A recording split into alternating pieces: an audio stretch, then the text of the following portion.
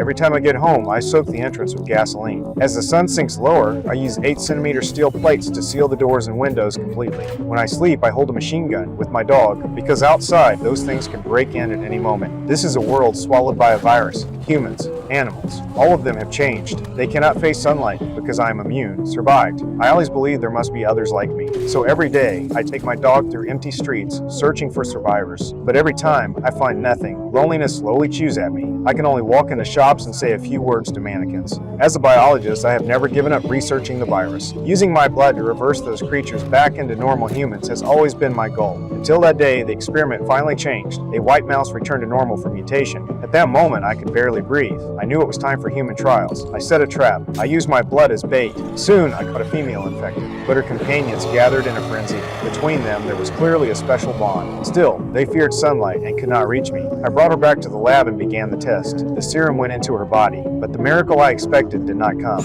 She remained agitated. I had no choice but to sedate her and place her in isolation. I did not expect she would bring me the real nightmare. The next day, as usual, I went into the city to look for survivors, but on the street, I saw the mannequin that should have been inside the store. It stood there staring straight at me. Almost by instinct, I pulled the trigger. The mannequin fell. At that moment, I let my guard down. The next second, the ground gave way beneath me. It was a trap set for me. My head hit hard. My vision faded fast. When I woke up, the sun was almost gone. Any later, the entire city would belong to them. I forced myself to cut the ropes, but as I landed, the knife pierced my thigh. Blood poured out. At the same time, the infected released their hunting dogs. Luckily, one last beam of sunlight stood between us. They did not dare approach. I pushed myself backward, because inside my car there was still a handgun. When the final sunlight fully disappeared, the dogs charged forward. At that moment, my dog leapt in front of me, and I grabbed the gun. Shots rang out. Several dogs fell to the ground, but the cost was already paid. My dog was injured. It could change at any time. I held him, ran back home, and injected the serum. But everything was already too late.